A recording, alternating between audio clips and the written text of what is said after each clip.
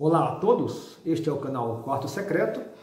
Para aqueles que conhecem e acompanham o nosso canal, sabe que nós postamos vídeos às quartas e aos domingos, mas estou postando este vídeo em caráter extraordinário em virtude da grande repercussão que teve aí a última pregação do pastor Ed Renekiewicz, do último domingo, e que ele coloca ali algumas frases que tiveram grande impacto aí no mundo evangélico, frases do tipo, aqui ele falando sobre os homossexuais, que eles continuam sendo condenados ao inferno por causa de 2 ou 3 textos bíblicos que não foram atualizados. Ou frase aqui como esta, que não é possível tratar a Bíblia como um texto que revela verdades absolutas. E várias outras. Eu falarei sobre essas frases mais para frente. Então essa pregação causou grande comoção no mundo aí, cristão, evangélico. Já vi alguns vídeos a respeito. Porém, eu gostaria de fazer um vídeo um pouco diferente do que eu tenho visto, porque as pessoas estão se preocupando, ou pegando, ou focando estas poucas frases, e de fato são frases bastante complicadas, mas esquecendo que, na verdade, toda a pregação do pastor Ed, ela foi extremamente conflituosa. Ao longo de toda a pregação, que durou 49 minutos, ele colocou várias declarações que contradizem a palavra de Deus, ou declarações que não expressam a verdade, ou declarações que coloca ali a frase num contexto estranho, com uma hermenêutica bem complicada. Então, o que eu gostaria de fazer nesse vídeo é, na verdade, pegar várias frases ao longo da pregação do pastor Ed e estar aqui avaliando com vocês, fazendo alguns comentários, tanto quanto possível. Então, o vídeo vai ficar um pouquinho mais longo do que o habitual, mas eu gostaria e queria te motivar, queria te desafiar a assistir esse vídeo completo, para que também você pudesse ganhar uma compreensão a respeito desse assunto e também fizesse o seu juízo de valor, a sua avaliação pessoal, a sua crítica como um bom bereano que você deve ser. Então, é um assunto aí que está em pauta, é importante. Então, eu vou aqui estruturar este vídeo em 3 pontos. No primeiro ponto, eu vou então pegar as declarações do pastor Ed René ao longo da sua pregação, na primeira parte da pregação, e ali fazer alguns comentários. Na segunda parte, então, eu vou pegar as frases ditas nos 8 últimos minutos de pregação, que é onde ele chega no ponto que ele deseja ali na sua pregação. E no terceiro ponto eu vou então concluir, talvez falando alguma coisa que possa lhe escandalizar, mas gostaria de que você também fizesse o seu julgamento, a sua avaliação, no sentido de manter uma mente clara e bíblica a respeito disso que vem acontecendo. Ainda para efeito dessa parte introdutória, eu quero dizer então, para dar assim a visão geral do que foi essa pregação. Ali o pastor Ed René, então, aborda sobre a carta de Paulo a Filemon. Você lembra lá que Paulo escreve a Filemon para que ele aceite de volta o seu escravo Onésimo, que havia lhe roubado e fugido. E Paulo ali encontra Onésimo, Onésimo é convertido, então Paulo escreve essa carta para que Filemon aceite o seu escravo, que então já era irmão em Cristo. Basicamente, essa é o teor da carta, mas o pastor Ed, ele usa então esse texto para alçar ali o tema da escravidão. E a partir desse tema dizer que Paulo e a Bíblia estaria ali legitimando a escravidão. Nós veremos algumas frases nesse sentido. E ali ele constrói toda essa narrativa para justificar que, de fato, a Bíblia precisa ser reinterpretada, precisa ser lida com outras lentes, precisa ali aplicar uma nova hermenêutica e assim por diante. Essas frases sairão aqui no primeiro ponto. E então ele vai conduzindo a sua pregação neste sentido. A gente vê claramente que ele vai ali como que preparando o terreno junto à sua audiência, para que nos 8 últimos minutos ele então chegue no assunto que ele de fato quer abordar e defender. Então foi interessante esta pregação, muito bem construída, mas infelizmente penso que ele foi muito infeliz nas várias declarações que ele fez nesta pregação. Quero lembrar que eu colocarei nos comentários aqui todas as frases que eu pensei ali da pregação e que eu vou citar neste estudo. Então vamos ao primeiro ponto. Eu começo então esse primeiro ponto trazendo algumas frases, algumas declarações do pastor Ed René na sua pregação. E a primeira aqui é esta, abre aspas: ao ler Filemon, ficamos numa posição embaraçosa, porque ela reafirma, legitima a escravidão. Então aqui o pastor Ed está dizendo que Paulo está legitimando e reafirmando e defendendo a escravidão para esses dias. Mas o pastor Ed não precisa ficar embaraçoso, porque Paulo nunca legitimou ou reafirmou ou reafirma ou defende a escravidão para o nosso tempo, para os nossos dias. Paulo ele escreve as suas cartas no contexto da sua estrutura social, da realidade social que havia naquela época, primeiro século, e havia escravidão. E é nesse contexto que ele escreve. E pessoas escravas se convertiam a Cristo. E tanto é assim que lá em 1 Coríntios, capítulo 7, ele vai dizer: fosse chamado sendo escravo, não te preocupes com isso, mas se ainda podes tornar-te livre, aproveita a oportunidade. Então era uma realidade que pessoas eram escravas de outras.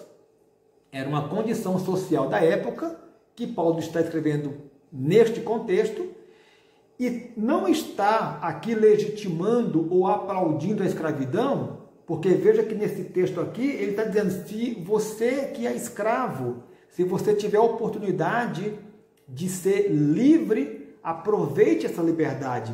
Então, na verdade, a defesa aqui de Paulo é pela liberdade, mas a escravidão era uma questão social da época.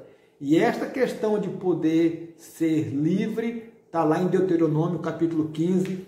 Veja lá a regulamentação que o próprio Deus fez para essa estrutura de escravidão que existia ali no povo de Israel. Este é um outro tema, então. A nossa segunda frase aqui, ele diz: esta carta e as demais outras 12, quer dizer, esta carta é a carta de Paulo a Filemon e as outras 12 cartas de Paulo, precisam receber um melhor tratamento hermenêutico, uma melhor leitura interpretativa, para que ela salte do seu momento histórico, social, político, econômico e ilumine relações mais gerais, atemporais.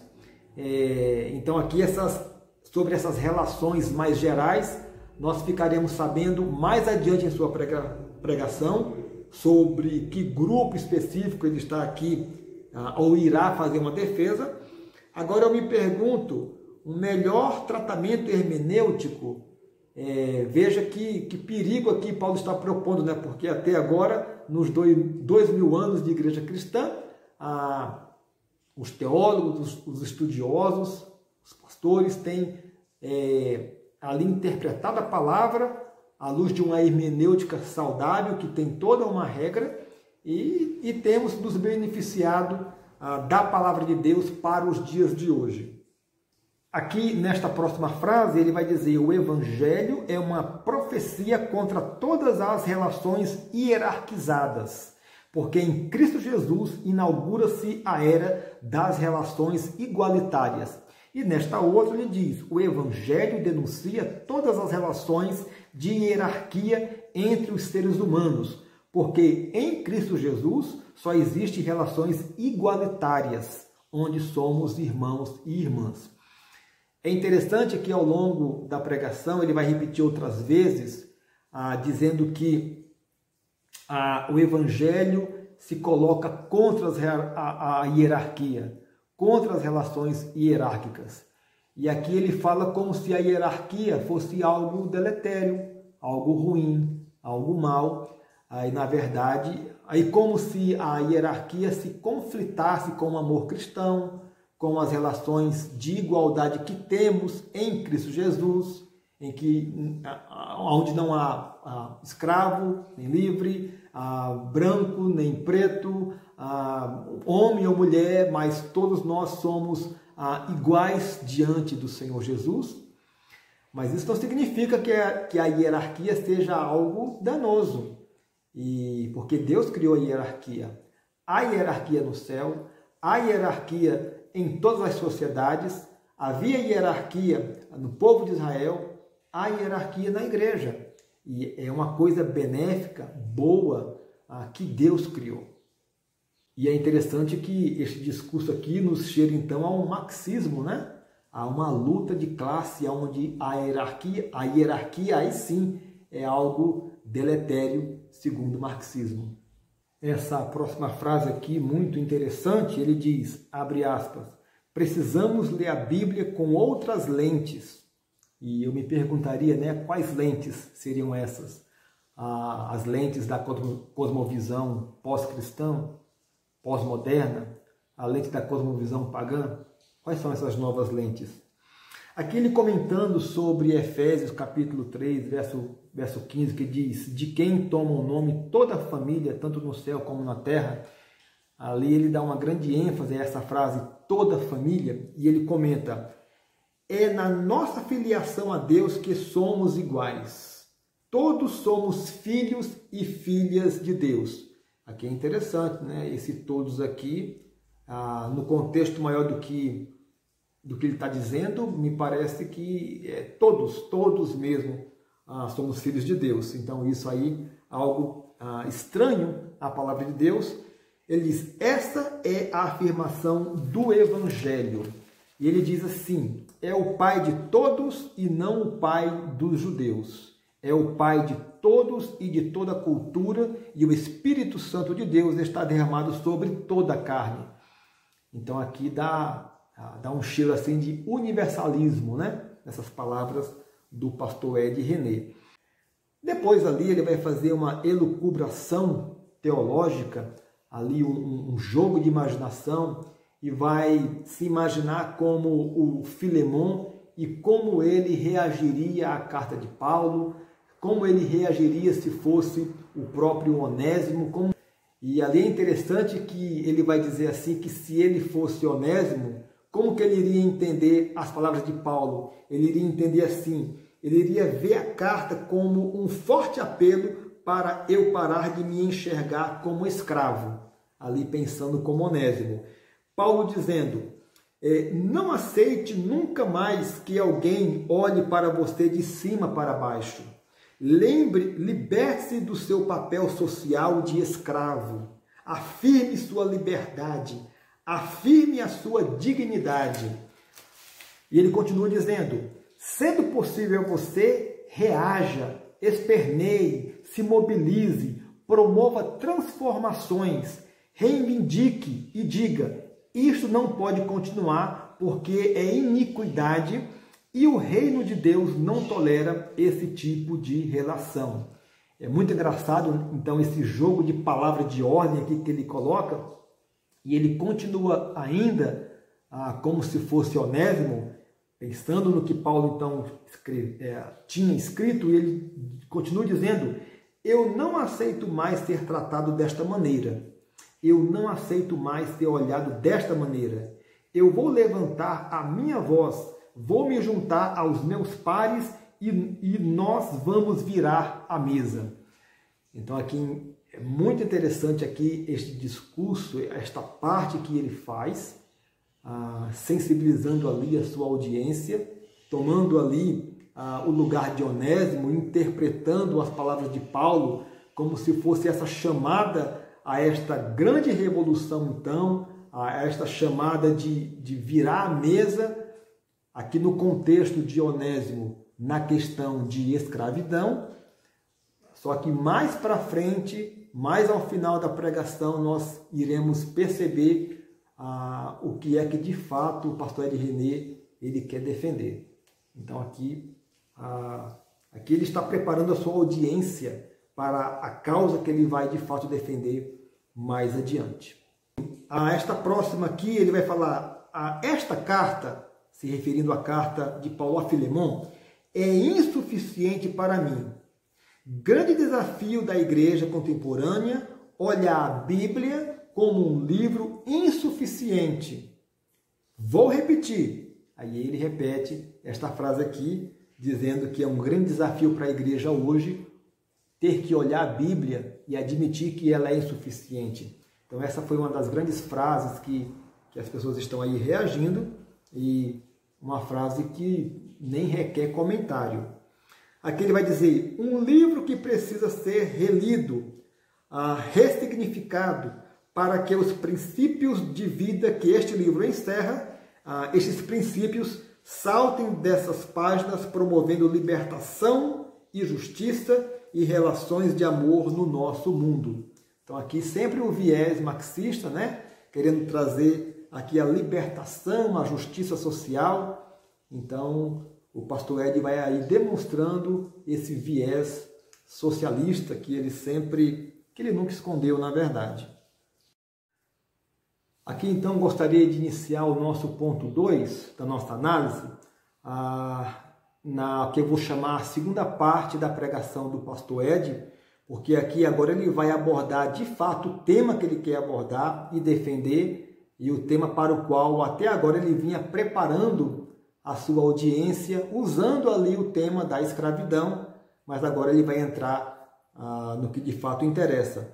E ele vai iniciar essa segunda parte, que é a parte final da pregação, ali criando um caso hipotético e dando uma solução. Veja que interessante. O caso que ele cria, e nos dias atuais, é de uma moça que teria sido estuprada, e ele, pastor Ed, é o pastor daquela família, a família vai procurá-lo para resolver aquela questão. Ele pergunta se a moça é comprometida, os pais dizem que não. Então ele fala, então não se preocupe, o estuprador vai então pagar uma indenização aos pais e vai se casar com a moça. E aí ele arremata dizendo, neste sentido, aliás, antes então um amigo falaria então para ele, o pastor, mas pastor, como que você aconselha a moça desse jeito? E aí ele responde, não sou eu que aconselho desse jeito, é a Bíblia conforme Deuteronômio 22. E aí então ele arremata, é neste sentido que eu estou dizendo que a Bíblia é um livro insuficiente. Precisamos atualizar a Bíblia. Bom, então veja que eu diria infantilidade, para não dizer maldade, que o pastor Ed, então, ele cria uma situação hipotética nos dias de hoje e ele dá uma solução como pastor, lançando mão de Deuteronômio 22, que Deus deu para o povo de Israel. Então aqui eu queria fazer uma pausa maior e fazer uma refutação mais estruturada, porque o pastor Ed está sendo bastante incoerente nesta solução que ele daria para esta questão nos dias de hoje. Então eu queria dizer que, primeiro ponto, nós sabemos que as leis civis e religiosas contidas no Pentateuco, mais fortemente em Levíticos e Deuteronômio, essas leis foram dadas ao povo de Israel. Não foram nem às outras nações naquela época, mas somente ao povo de Israel, por ser um povo especial, um povo criado por Deus com uma missão bem específica. Então, este caso de Deuteronômio 22, você não vê respaldo no Novo Testamento. Você não vê a repetição dele no Novo Testamento para que a igreja hoje agisse e decidisse daquela maneira. Isto beira a maldade. Nós temos muitos outros exemplos. Pegue, por exemplo, a lei do levirato. Você vê lá em Deuteronômio 25, a lei do levirato era quando um homem casava e ele morria sem ter gerado filhos, então o seu irmão teria que casar com a cunhada para gerar filhos, descendência para o seu irmão. Esta era a lei do levirato. Essa lei foi dada para o povo de Israel, para o povo judeu. Você não vê replicação dela, menção dela, respaldo desta lei no Novo Testamento. Não é para a igreja. Você vê também, por exemplo, que lá no Velho Testamento diz que aquele que tinha um filho rebelde e contumaz, ele deveria ser levado pelos próprios pais aos juízes da cidade para ser apedrejado. Esta lei também não veio para o Novo Testamento. Não é para nós hoje. A própria questão do homossexualismo, que nós já falamos em outro vídeo aqui, que está lá em Levítico capítulo 13, em que diz que o homem que se deita com outro homem é abominação ao Senhor, e que Deus declara lá que deveria ser morto. Esta lei não veio para o Novo Testamento. Embora Paulo cite o tema do homossexualismo, nós iremos ver mais adiante, mas a questão desta penalidade de morte não veio para o Novo Testamento. Então veja que foi muita infantilidade fazer esse tipo de jogo, como que para ludibriar a sua audiência. E aqui então nessa próxima frase ele vai repetir assim: porque se não atualizarmos e ler literalmente a Bíblia, então eu legitimo a escravidão, da mesma forma que tem gente ainda hoje legitimando o machismo, dizendo que o marido é o cabeça da mulher e a mulher tem que ser submissa, fecha aspas. Então aqui talvez não precise de muitos comentários, mas aqui veja o que ele está dizendo aqui, que é algo bem complicado. Então ele vai aterrissar então no tema que de fato ele quer abordar, que é enfrentar os pecados de gênero da nossa sociedade. E ele fala, abre aspas, reticência de enfrentar a questão da homossexualidade, da homoafetividade e dos gays que frequentam as nossas comunidades. Então aqui este é o tema que de fato ele quer defender. E ele diz assim, que continuam sendo condenados ao inferno por causa de 2 ou 3 versículos ou textos bíblicos que não foram atualizados. Então aqui ele está então concluindo e mostrando o porquê até então ele vinha dizendo da necessidade de atualizar a palavra de Deus. Agora vamos ver se de fato são 2 ou 3 textos bíblicos que não foram atualizados. Vamos ver que texto é esse? Então aqui eu gostaria de me deter um pouquinho mais neste ponto. Nós já falamos no outro devocional, vou deixar o link aqui para vocês verem, quando eu abordo Romanos capítulo 1, verso 26 e 27, que Deus trata ali da homossexualidade feminina, depois ele trata da homossexualidade masculina, e ele diz ali que o homem comete torpeza, homem com homem, e recebe em si mesmos a condenação justa pelo seu ato. Então isso é o Novo Testamento, é Paulo escrevendo aos Romanos e, por consequência, para a igreja de hoje. Então esse texto é muito claro, só lembrando que lá no Velho Testamento, Deus falou que a homossexualidade é uma abominação. Então este é um preceito que Deus, ou é o padrão que Deus estabeleceu, e não muda porque Deus não muda. A sociedade muda, os valores da sociedade mudam, mas os valores, os preceitos, o padrão de Deus, esses são imutáveis. Então esse é um texto.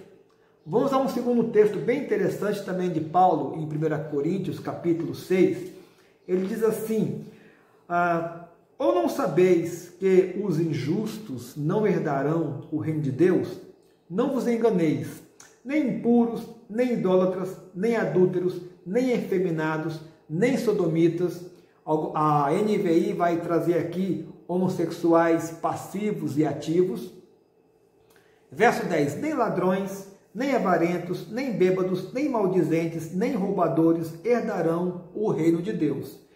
Tais fostes alguns de vós, mas vós vos lavastes, mas fostes santificados, mas fostes justificados em o nome do Senhor Jesus Cristo e no Espírito do nosso Deus. Então note que aqui Paulo está dizendo que alguns crentes ali da igreja de Corinto, antes da sua conversão, tinham sido ladrões, roubadores, enganadores, impuros, idólatras e inclusive efeminados e sodomitas. E ele diz aqui que eles foram lavados, eles foram santificados. Então, este é o desejo de Deus para a vida, não só do homossexual, mas do ladrão, do mentiroso, do corrupto, do enganador, do idólatra, que a pessoa, quando chega a Cristo, quando se encontra com Cristo, quando entende que Cristo é o seu Senhor e Salvador e se rende a Cristo, essa pessoa é santificada, essa pessoa é lavada, essa pessoa é transformada. E isto é possível pela ação do Espírito Santo. O que talvez seja impossível para os homens, para o Espírito de Deus é plenamente possível. E Paulo vai dizer ali no verso 18, fugir da impureza. Então é inadmissível que você receba um ladrão na sua igreja e ele se diga convertido e ele continue roubando. E você aceita então que ele continue roubando porque ele diz que é convertido. É inadmissível que você receba um idólatra e que se converta e que continue na sua idolatria e que você diga tudo bem. É impossível que alguém no seu homossexualismo se declare convertido e continue na sua prática, porque este não é o desejo de Deus. O desejo de Deus é a santificação, é a purificação, é a justificação. Paulo ainda em Gálatas capítulo 5, verso 19, quando ele vai alistar ali as obras da carne, ele vai dizer ali da prostituição, da impureza, da lascívia. E aqui eu pego a impureza, a NVI vai trazer como imoralidade sexual e, segundo Romanos capítulo 1, segundo conforme Levítico ali, para Deus a homossexualidade é impureza e é abominação. E, portanto, não é este o desejo e o plano de Deus para o ser humano. E também Apocalipse, capítulo 22, verso 15, ele vai dizer ali, fora ficarão os cães, os feiticeiros, os impuros, os assassinos, os idólatras e todos os que amam e cometem a mentira. Então, nota que estes são os textos que são claros nessa questão e que então o pastor Ed René propõe que esses textos precisam ser atualizados. E a gente pergunta em que sentido? Qual é a nova interpretação que deve ser dada? Uma interpretação que então vá se coadunar com o padrão da sociedade de hoje? É isso que ele está propondo? E ele continua aqui nessa próxima frase, que é onde ele quebra a banca de vez, não é? Ele fala assim, vamos ter que ter coragem de enfrentar isso, senão continuaremos brincando de religião e não seremos cartas para o novo mundo. Nós seremos texto morto que descreve o velho mundo. Ele continua e diz, eu não estou brincando de religião. De fato, parece que ele está aqui brincando de desconstruir a palavra de Deus, aos moldes de Foucault, de Derrida. E ele diz aqui: não é mais admissível fazer a transposição literal da Bíblia Sagrada de 2000 anos para cá. Não é mais possível. O mundo mudou. De fato, né, o mundo mudou mesmo, nós sabemos disso, né? A Bíblia fala que o mundo vai de mal a pior, que o mundo jaz no maligno, mas a palavra de Deus não mudou. Mas os princípios de Deus não mudaram. Mas o padrão de Deus não mudou, isso nós sabemos. Ele vai dizer aqui: não é possível tratar a Bíblia como um texto que revela verdades absolutas. Fecha aspas. E aí João 17:17 vai para o espaço, né? Que Jesus fala lá que a palavra de Deus é a verdade. Quando ele fala: Pai, santifica-os na verdade, a tua palavra é a verdade. E ele fala assim: nós não somos seguidores de um livro, somos seguidores de Jesus Cristo. Aquela declaração que tem cara de verdade, mas no fundo ela é oca, porque como assim? Nós não somos seguidores de um livro, se referindo à Bíblia Sagrada, obviamente. Nós somos seguidores de Jesus, mas como? Jesus não está fisicamente presente conosco. Nós conhecemos e seguimos a Jesus por meio da sua palavra, que é a revelação escrita de Deus. Então, é uma frase bastante vazia, na verdade. Então, ele vai, já na parte final da sua pregação, ele vai dizer assim: não posso mais deixar de chamar você de irmão, porque você é preto, é gordo, pobre, tem uma deficiência, porque você é gay, rico ou político. Então, aqui é interessante que a única questão moral aqui envolvida é a questão de ser gay, né, ou homossexual. Ser preto, gordo, pobre, ter deficiência não são questões morais. Então ele faz essa mistura aqui, dizendo que não pode chamar o outro de irmão por eles serem algumas dessas coisas. Então aqui inclui aqui a questão da homossexualidade. Ele falou: o evangelho tem que redimir tudo isso, ou é religião morta para um velho mundo, mas eu, diz o pastor Ed, quero seguir a Jesus para um novo mundo. Então, aqui eu encerro o ponto 2. Eu queria então partir para a minha conclusão final a este respeito. Então, como parte conclusiva aqui da nossa reflexão, da nossa análise, eu só tenho a dizer que foi com muita tristeza que eu ouvi essa pregação do pastor Ed, ouvi-lo fazer tantas declarações e afirmações que são contraditórias, estranhas à palavra de Deus, que foram distorcidas em alguns momentos, e tudo isso para defender uma causa que, biblicamente, eu não vejo que seja coerente e condizente com a palavra de Deus. E, na verdade, eu não pude deixar de relacionar esta atitude do pastor Ed com a atitude da serpente ali em Gênesis capítulo 3, quando ele vai encontrar Eva e ali questionar a instrução que Deus tinha dado a ela e a Adão, e ali colocar em xeque a palavra e a ordem de Deus.